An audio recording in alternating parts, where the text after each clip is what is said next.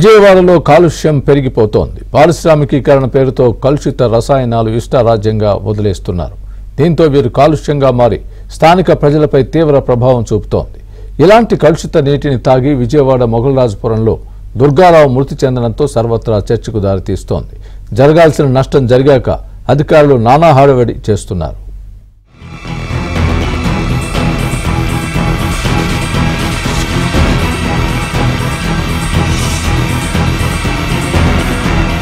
విజయవాడలోని మొగల్రాజపురం పటమటవారి వీధిలో కలుషిత నీరు కారణంగా పదుల సంఖ్యలో స్థానికులు అస్వస్థతకు గురయ్యారు. వారం రోజుల వ్యవధిలో వాంతులు విరోచనాలతో ముగ్గురు మరణించారు. కలుషిత నీరు తాగటం వల్లే అస్వస్థతకు గురై మరణిస్తున్నారని స్థానికులు గగ్గోలు పెడుతున్నారు. వైద్యులు సైతం తాగునీరే ప్రధాన కారణమని చెబుతున్నారు. తాగునీటిలో చెత్తా చెదారం వస్తోందని, దీంతో పాటు పారిశుద్ధ్య సమస్యతో కూడా తీవ్ర ఇబ్బందులు ఎదుర్కొంటున్నామని స్థానికులు ఆందోళన వ్యక్తం చేస్తున్నారు. కలుషిత నీటితో ప్రాణాలు పోతే తప్ప అధికారుల్లో చలనం రాదా అంటూ ప్రశ్నిస్తున్నారు.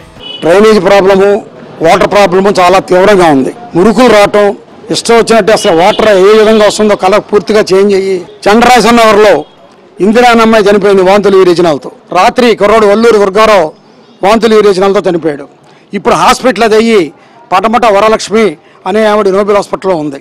అది వింత వ్యాధితో కాళ్ళు చేతులు మొత్తం నరాలు ఇవన్నీ కూడా బిగుసుకుపోతున్నాయి. చాలా మంది వాటర్ ప్రాబ్లంతో చాలా సఫర్ అవుతున్నాం. వాటర్ ప్రాబ్లం అంటే బాగా మురికలు రావడము, బాగా మట్టితో కూడిన వాటర్ రావడము, ఒక 10 నిమిషాలు 20 నిమిషాలు కూడా అదే సిచ్యువేషన్ ఉంటుంది. అందుకని ఒక 1 వీక్ నుంచి మా సొంతంతా బాగా విరోచనాలు, వాంతులు బాగా సఫర్ అవుతున్నాం అందరము. ఇలా ఒక 1 వీక్ నుంచి అయితే రావడము, చెక్ చేసుకోవడం, వాటర్ 1కి 4 సార్లు చెక్ చేయడం అయితే చేస్తున్నారు, కానీ ఆ ప్రాబ్లం మట్టికి సాల్వ్ అవ్వట్లేదు. మాకు కృష్ణానది పక్కనే ఉన్న విజయవాడ వాసులకు తాగునీటి సమస్య తప్పటం లేదు. కుళాయిల నుంచి ఎర్ర రంగులో చెత్తా చెదారంతో కలుషితంగా వస్తున్న నీటిని ప్రజలకు నగరపాలక సంస్థ సరఫరా చేస్తోంది. అధికారులకు ఎన్నిసార్లు ఫిర్యాదు చేసినా పట్టించుకోవట్లేదని స్థానిక ప్రజలు వాపోతున్నారు. పరిశుభ్రమైన నీటిని అందించాల్సిన బాధ్యతను ప్రభుత్వం, అధికారులు విస్మరించారన్న విమర్శలు వెల్లువెత్తుతున్నాయి.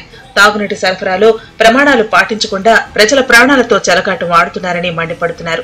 స్వచ్ఛమైన తాగునీరు అందించండి మహాప్రభు అని అనేక సార్లు ఆందోళనలు చేసినా అధికారులు పట్టించుకున్న పాపాన పోలేదని బాధితులు ఆవేదన వ్యక్తం చేస్తున్నారు. మరోవైపు వాటర్ పైప్ లైన్లు లీక్ అవుతున్నా మరమ్మతులు చేయటం లేదు. ఏళ్లు గడుస్తున్నా తాగునీటి సమస్యకు పరిష్కారం చూపించకపోవడంతో ప్రజలు తీవ్ర ఇబ్బందులు పడుతున్నారు.